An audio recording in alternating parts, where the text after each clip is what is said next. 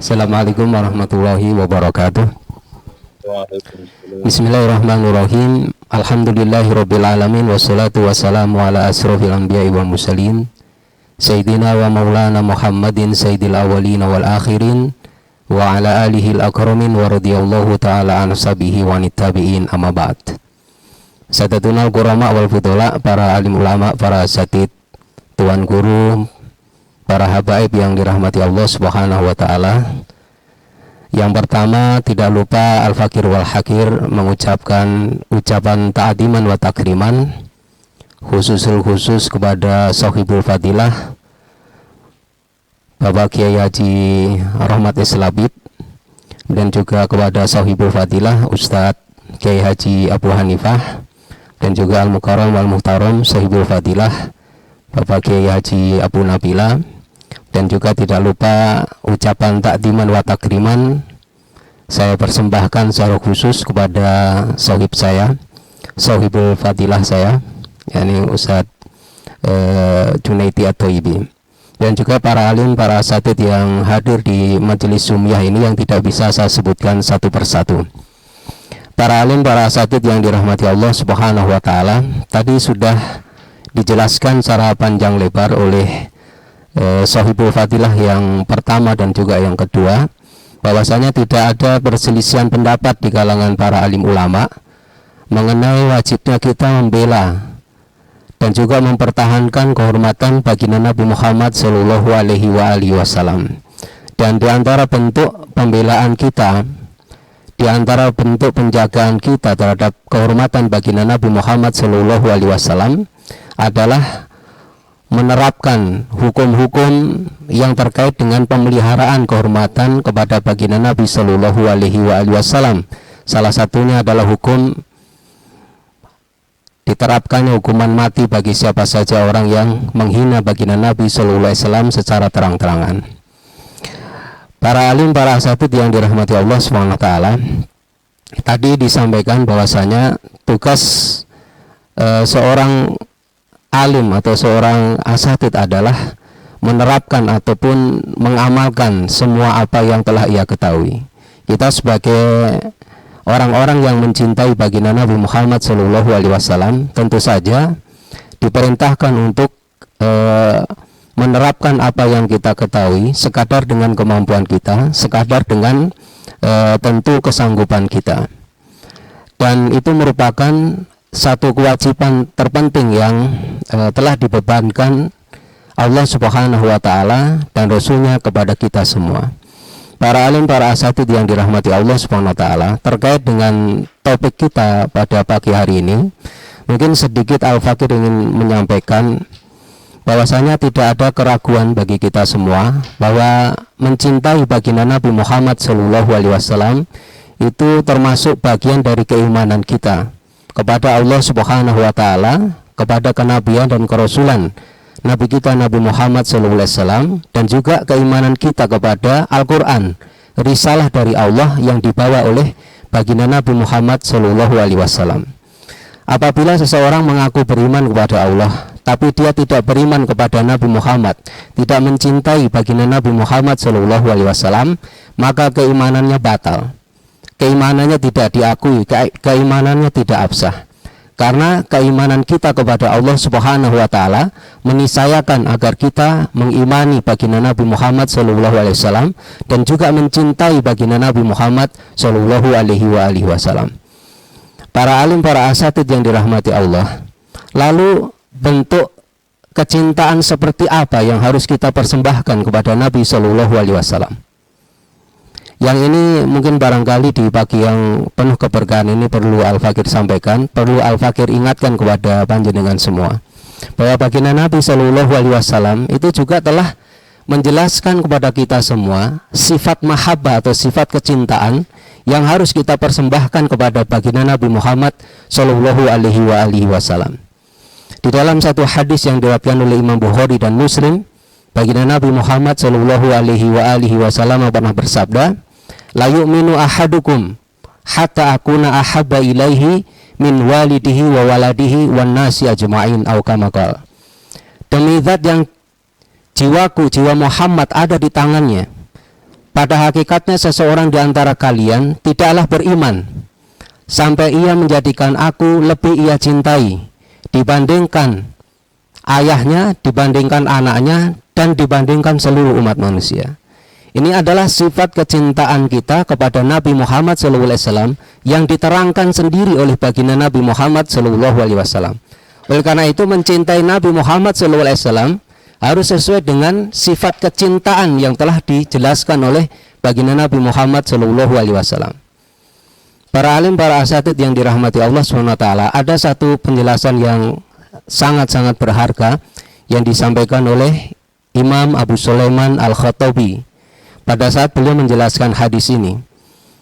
Bagaimana sifat mahabbah kepada baginda Nabi Muhammad SAW. Beliau katakan, latastuku fi hubbi, pada hakikatnya kalian itu tidak sebenar-benarnya di dalam mencintai aku, hatta tafni fi ta'ati nafsuka, sampai jiwamu itu binasa di dalam mentaatiku, wa tu'thira ridhoya ala hawaka wa in kana fihi halakuka, dan Anda lebih mementingkan keridhoanku, kata Nabi SAW, dibandingkan keinginan-keinginan hawa nafsu kalian, meskipun di dalam mencurahkan atau di dalam mengutamakan keridhoanku itu kalian akan binasa di dalamnya. Itu dijelaskan oleh Imam Al-Khattabi. Jadi para alim, para asatidz yang dirahmati Allah SWT, seseorang pada hakikatnya tidak disebut mencintai Nabi SAW sebelum ia sanggup binasa untuk mentaati baginda Nabi Muhammad SAW dan mengutamakan baginda Nabi SAW di atas segala urusannya. Itulah sifat kecintaan yang telah dijelaskan oleh baginda Nabi dan juga diterangkan oleh ulama Ahlussunnah wal Jamaah. Kemudian para alim yang dirahmati Allah SWT, ada juga penjelasan yang disampaikan oleh Imam Fudail bin Iyad, yang mana penjelasan beliau ini dikutip oleh Imam Abu Zakaria An-Nawawi As-Safi di dalam kitab Syarah Sahih Muslim atau kitab Al-Minhaj. Di sana beliau katakan, wa min mahabbatihi sallallahu alaihi wa alihi wasallam, di antara bentuk mencintai Nabi sallallahu alaihi wasallam, nusratu sunnatihi, yakni menolong sunnah baginda Nabi Muhammad sallallahu alaihi wasallam. Diterangkan oleh ulama lain, para alim yang dirahmati Allah, menolong sunnah Nabi itu dalam 3 bentuk, nusratu sunnatihi. Yang pertama adalah kita menegakkan sunnah Nabi sallallahu alaihi wasallam. Pada saat baginda Nabi memerintahkan kita untuk hidup sesuai dengan sunnahnya, maka kita akan tegakkan itu sunnah Nabi sallallahu alaihi wasallam. Kemudian yang kedua adalah mengajak manusia untuk hanya mengikuti sunnah Nabi, mengikuti syariatnya Nabi Muhammad sallallahu alaihi wasallam. Kita tidak mengajak umat manusia menuju kepada ajaran yang lain, karena hakikat menolong sunnah Nabi adalah hanya mengajak manusia menuju sunnahnya Nabi sallallahu alaihi wasallam. Kemudian wa jihadi a'daihi, dan juga membela Nabi SAW dengan cara berusaha sungguh-sungguh untuk memerangi siapa saja orang yang berani menghinakan Nabi SAW, termasuk juga ajaran yang dibawa oleh baginda Nabi Muhammad SAW. Jadi itu yang pertama, nusratu sunnatihi wadabu an syariatihi, kata beliau. Kemudian juga membela syariatnya Nabi Muhammad SAW. Jadi pada saat ini para alim, para asatidz yang dirahmati Allah, mungkin barangkali kecintaan kita kepada Nabi SAW itu baru sebatas kita mencintai pribadi beliau sallallahu alaihi wasallam secara personal. Pada saat person Nabi itu dihina, kita bangkit marahnya. Tapi pada saat syariat Nabi sallallahu alaihi wasallam dipinggirkan, dikerdilkan dan direndahkan, kita adem ayem saja itu istilahnya. Bahkan kita berusaha untuk meminggirkan syariatnya Nabi sallallahu alaihi wasallam. Padahal mencintai Nabi sallallahu alaihi wasallam itu adalah kita membela syariatnya Nabi sallallahu alaihi wasallam. Wa tamanna huduro hayati, dan selalu berangan-angan tentang kehadiran kehidupan baginda Nabi Muhammad sallallahu alaihi wasallam, dan watabtulu malahu wa nafsahu tunahu, dan kita lebih mengutamakan memberikan harta kita dan jiwa kita kepada Nabi SAW dibandingkan kepada yang lain. Itulah bentuk mencintai Nabi sallallahu alaihi wasallam. Oleh karena itu, melalui forum yang mulia ini, Al-Fakir wal Hakir ingin mengingatkan kepada para alim, para asatidz yang dirahmati Allah SWT, bahwasanya pada saat kita mengaku mencintai Nabi, bukan hanya sekedar pada saat person Nabi dihinakan kita bangkit melawannya, tapi termasuk pada saat syariat Nabi Shallallahu Alaihi Wasallam itu dipinggirkan. Oleh karena itu para alim ulama, jadi kalau kita perhatikan fatwa para alim ulama, meminggirkan syariat Nabi atau istilah sekarang ini adalah sekularisasi, itu adalah salah satu bentuk yang menunjukkan bahwa orang itu pada hakikatnya juga melecehkan Nabi Shallallahu Alaihi Wasallam. Dan para alim ulama juga sudah sepakat, siapa saja orang yang mengingkari jangankan 2 atau 3 hukum, mengingkari satu hukum saja yang telah ditetapkan berdasarkan dalil qat'i, maka orang itu telah keluar dari agama Islam. Salah satu fatwa yang disampaikan oleh Profesor Dr. As-Syaikh Wahba Az-Zuhaili di dalam kitab Al-Fiqhul Islami wa Adilatuhu, beliau katakan wa inkaru hukmin min ahkami syariah alati subitat bidalilin qat'in auda'mu qaswati hukmin ma kal hududi masalan au ida'u adami solahiyati syariah li tatbik yu'tabaru kufran waridatan anil Islam.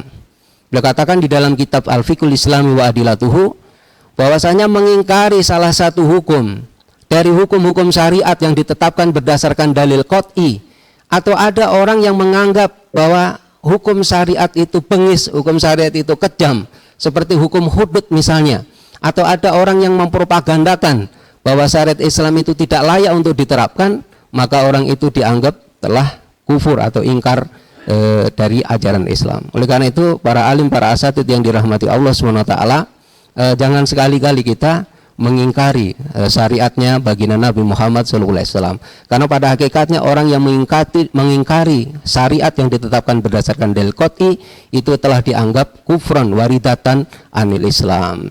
Dan juga orang yang menghina Nabi SAW, mengapa itu mereka dihukum mati? Salah satu alasannya mereka itu dianggap murtad dari agama Islam, yang itu disebutkan di dalam kitab Ma'alimus Sunan yang ditulis oleh Imam Al-Khattabi juga. Beliau mengatakan wala a'lamu ahadan minal muslimina ikhtalafa fi wujubi qatlihi li'annahu irtidadun anidini. Jadi disebutkan di sana bahwa ini karena murtad dari agama Islam, makanya wajib untuk dibunuh. Barangkali ini yang bisa saya sampaikan pada panjenengan semua. Kalau hukumnya sudah jelas, mari kita terapkan. Saya kembalikan kepada Ustadz Iwan Abu Nabila. Tafadhol. Waalaikumsalam.